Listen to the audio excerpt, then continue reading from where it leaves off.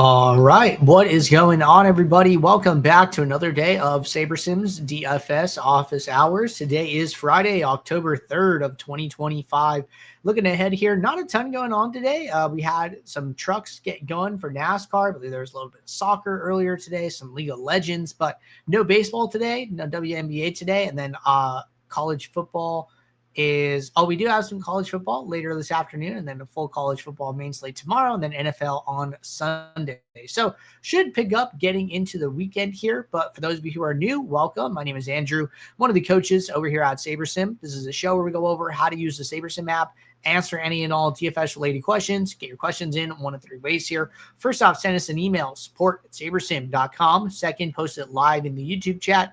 Third way, post it in the office hours channel in our Discord server. If you're not in our Discord and want to get access to that channel, there is a link in the description of this video. You also get access to our similar channels, individual sport channels, and you get access to the rest of the SaberSim team. So can't say enough good things about the Discord. But with that said, we do this show Monday through Friday, 4 p.m. Eastern, and then we do the show here tomorrow on Saturdays at 12:30 p.m. Eastern. So you can tune in any one of those days and get your questions answered. All right. With that said, let's get SaberSim pulled up here. Snowman, what is going on? Nice to see you. All right. First question of the day. This one came in yesterday after the show. Did get back to the user so they could have it prior to the slate starting, because it was like a showdown specific question, but did want to cover it here for anybody else who might not be aware of how you can write these rules or might have a similar question and they haven't asked yet. So question is showdown NFL. How to make a rule if captain quarterback, then two pass catchers. Yeah, so you can actually do this fairly easy. So like if we go over to the upcoming, I think there's a showdown on Sunday early somewhere in Europe. I don't know where exactly it's at this time.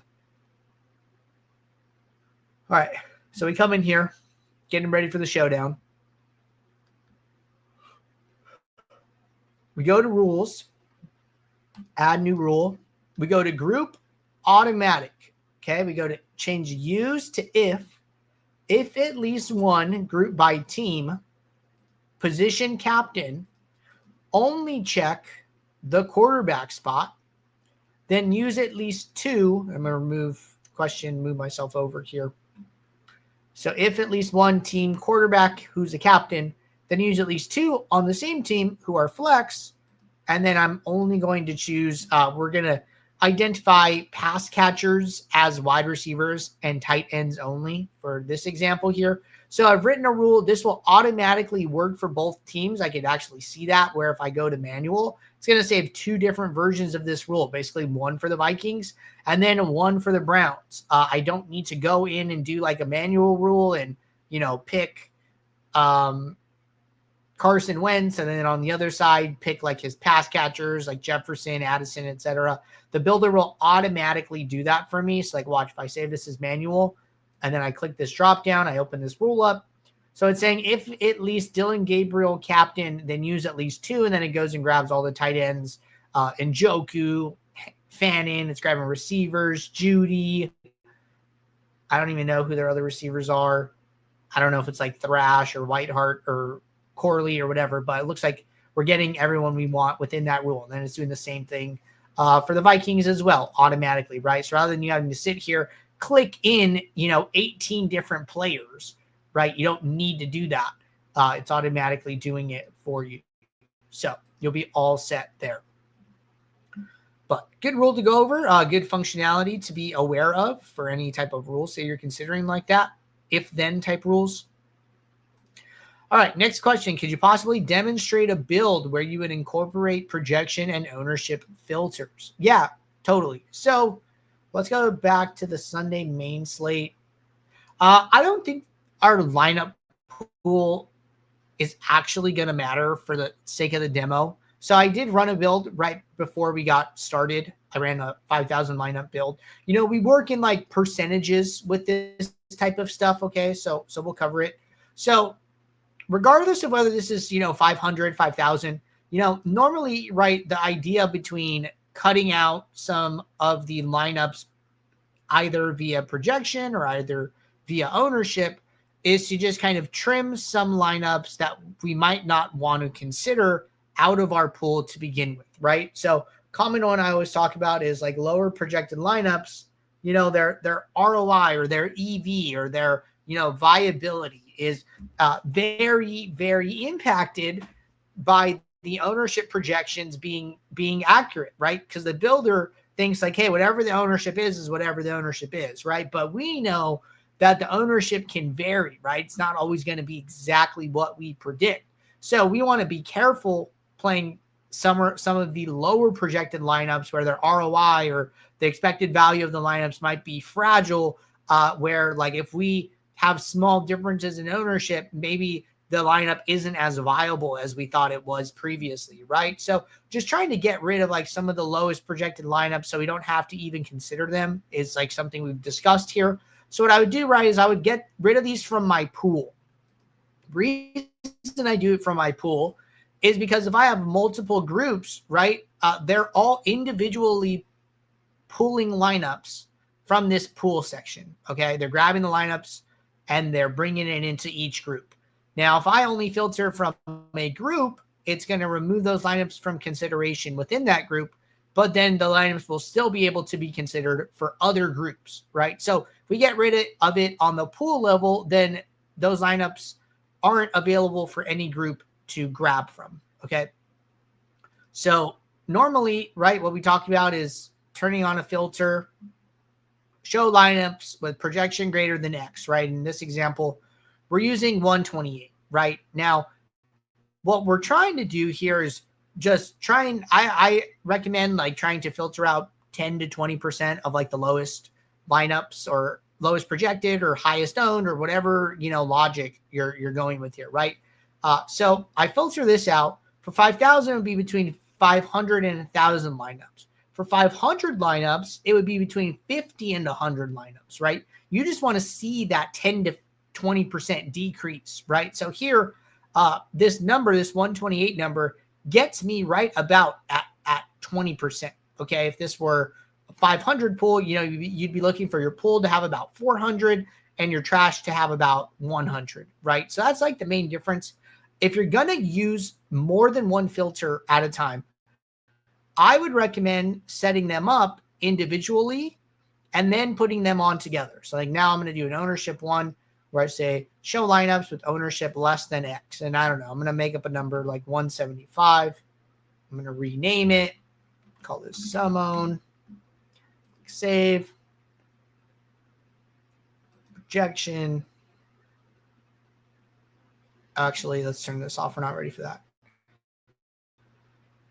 All right, so we're going to analyze the sum ownership one by itself, right? So here it's not having that big of an impact. It's only getting rid of 73 lineups. So we're going to lower this number. And now we're getting rid of about 800, right? Which is the equivalent of like 80 lineups. So that's right within our 10 to 20% range. So that's good, right? The reason we want to analyze these individually is because sometimes there could be overlap, right? If I turn both of them on and for whatever reason, you know, one of them was getting rid of 1,000, one of them was getting rid of 800. Well, the trash might end up being 1,500 or something like that. Well, why is that? It's because both filters would have trashed some amount of the same lineups. So when there's overlap, you can't always analyze the filters properly. So it's better to analyze them one at a time and then put them on all at the same time afterwards. So that's what I would be doing there. All right, next question. Whenever I do contest flashback on NFL main slate for 150 lineups, my sim ROI is about 15 to 19%. However, the top 20 sim ROIs are 40% and up. Other than increasing min salary, projection filter, what are ways I can increase my sim ROI? Good question. So these are definitely good things to focus on, right? Min salary, projection, dupes, things like that, right? If you're trying to get more granular, right? I think what you need to do is like study some of the top lineups and see what they're doing, right? Hey, are they stacking bigger than you? Right? There's the correlation component of the lineups as well, right? What do those stacks look like? Who did they play? right? So like, for instance, if we go back to like Sunday,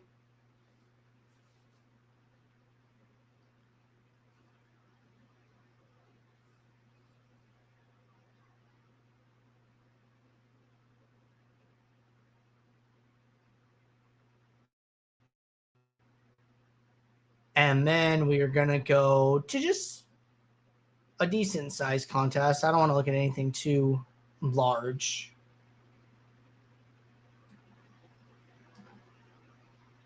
Well, look at this $5 flea flicker. Okay, this looks okay. 71,000 entries. Shouldn't take too long to load.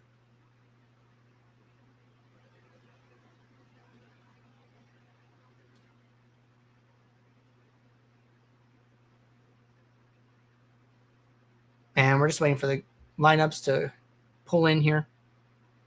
Sometimes you get this message. Normally, if you just wait, it will load. Okay, cool. So it loads here. It's actually not done completely.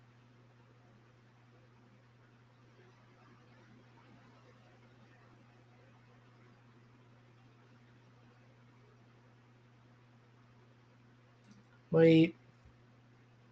Okay, while this finishes loading, I want to read this one because I actually have a something I think might be happening here.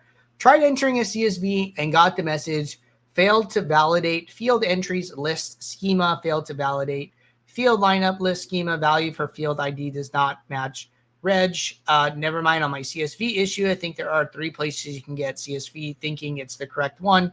Just a UX thing, no big deal. Okay, so just one quick note on this. When you do this, right? So first off, you want to use the save all button in the build that you're in. And then you want to download the file after saving from this section in the top left corner. It'll be lit up green when it's ready. It'll say download entry file. Your file should start with the words entries, ... whatever. If it starts with lineups, it's the wrong file. The entries one has information about the contest to match them. The lineups only has the raw lineups. That's number one. Number two is, I know FanDuel for sure does this. I don't know about DraftKings. If you have not filled all of your entries, like if you have 100 entries and you fill 99 and one of those entries is blank, FanDuel will reject the file. So the other thing to do would be to open the file, scroll through and see if there are any blank rows. If there are any blank rows, the easiest thing would be to just copy a lineup and drop it into that one just so you can get your file uploaded. But the other thing is, like, maybe an entry wasn't filled for whatever reason. That would be the other thing to check. But if you do those things, you're having trouble, best thing to do, come up here to the top right, go to report a problem, let our team know what you're experiencing, or you can also write in via the question mark up here, and our team will get back to you to assist. But those are the big things that come to mind with regards to that.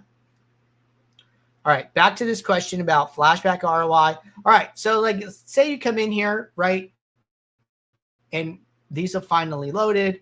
Let's say I'm, 150 maxing this, and we're sorting by Sim ROI, and some of the top Sim ROI, some are above like 40%. Maybe I'm a little lower here, around like 15 to 20%.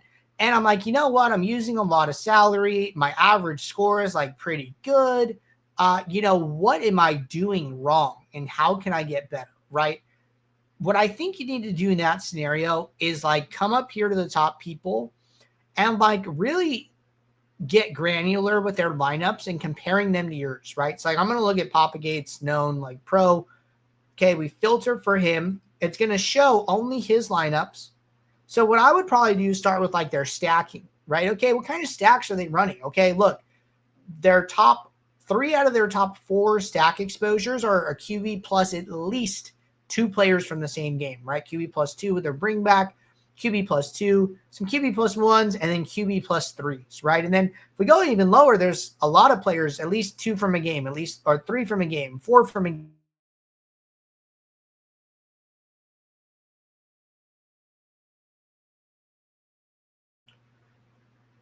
I'm just noting here, right? There's a lot of big stacks, right? Look at all these 2 2s, 4 1s, 4s, 3 1s, 1 2s, 1 1s. There's 17% of the lineups are a QB plus 1. and all the other ones are like stacking at a much higher rate. Maybe your highest stacks are QB plus ones and QB plus 1-1s or something like that, right? Well, this tells me that they're banking a lot more on correlation, right? Maybe you're not. Maybe, you come in here, you look at how they handled some of the chalky spots, right? I like to come in here and sort by ownership. Hey, what did they do? Wow, he was way under the field on Puka Nacua. It obviously didn't work out for him, but it's a pretty interesting stamp, right? Christian McCaffrey, way under as well. So, but then they got 2x exposure on Jacoby Myers, way over the field on Chris Olave, right? How did I handle some of these situations? Where did they have the most leverage? Coming in sort by leverage. What players did they take the biggest stands on? And see if you can kind of like reverse engineer it a little bit as to try and figure out, hey, why am I seeing that? Another thing that you can do is, I think this is actually a really good one too. So let's say I'm lower down on the list, right? And we're going to unfilter here. Okay. Try that again. Okay, unfilter, right? I go down. Maybe my name is Inverted Cheese, right? Okay, I go in, I filter for myself. I go to the leaderboard. Maybe I go to expanded view. And maybe I want to compare, I actually want to look at my own lineups and figure out what is different between my positive ROI lineups and my negative ROI lineups. Like, what am I actually seeing in my own lineups that is causing them to be either positive or negative, right? And I'm going to scroll through here, try and find a lineup that like doesn't grade out particularly well. And this one seems okay, negative 18.9%. Okay, so what am I seeing here? Okay, well, it's well stacked, right? It's a 2-2, uses max salary, 137 projection, 159 ownership,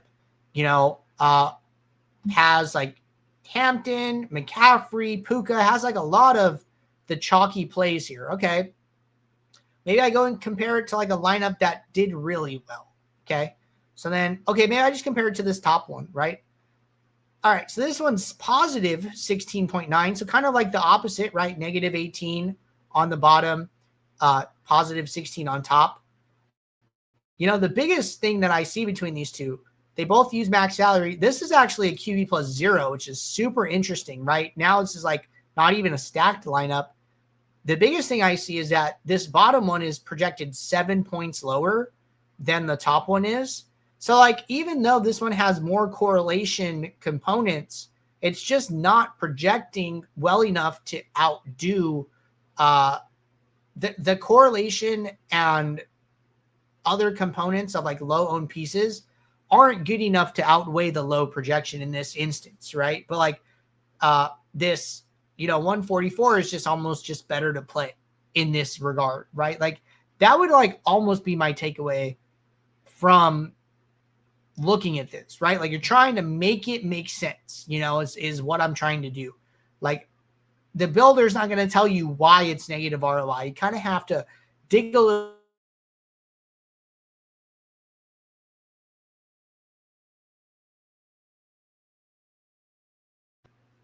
in this instance, right? We go down. Okay, another one, right? Negative 25%. Kind of similar. Big stack, max salary, but 135 projection. So like these lineups that 135, 137, they're just not projected well enough. And then I come up here, right? Positive 52. Max salary, only a QB plus 1, but a 145. So like these 144s, 145s are grading out so much better than the 135s, the 137s, right? So like maybe a projection filter would actually be good for like this type of user. So sometimes you got to get super granular and like look at the lineups that are dragging your portfolio down to figure out how do I avoid that type of lineup? Because when you get rid of the worst lineups, you're just raising your floor. So you're not trying to build higher. I'm not shooting for higher sim ROI lineups. I'm trying to get rid of the lowest, which just ultimately ends up raising me up, right? So that's one way I would go about this.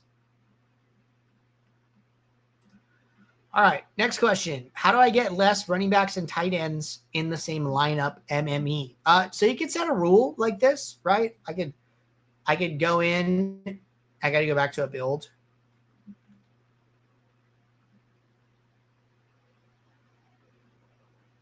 I go to rules, add new rule. I could say, hey, use no more than one group by team, and I could do running backs and tight ends, right? This would make sure that I only get one running back or one tight end from the team and that they're never played together. It's really hard to do percentages. Rules work all or none, 0 or 100%. So I would consider a rule like this and just try and figure out which side of the spectrum you want to be on. Sounds like you want to be closer to 0. So it might just be better to go all the way.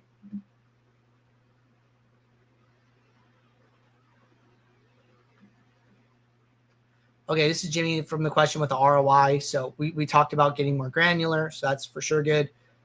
Sammy said, I like sometimes to use exclamation lineup per all my single entries, but notice, or maybe one, I think it's supposed to be one. I like to use one lineup per all my single entries, but notice when I change it to one and let it contest sim and diversification, I've noticed after I upload one lineup does not go to the selected reserved contest. It seems the ROI takes forever and random entered. What is going on? Thanks. Okay, this sounds a little bit more troubleshooty, kind of something's like going wrong. Those questions are like really hard for me to answer here on the show without like spending time looking at it.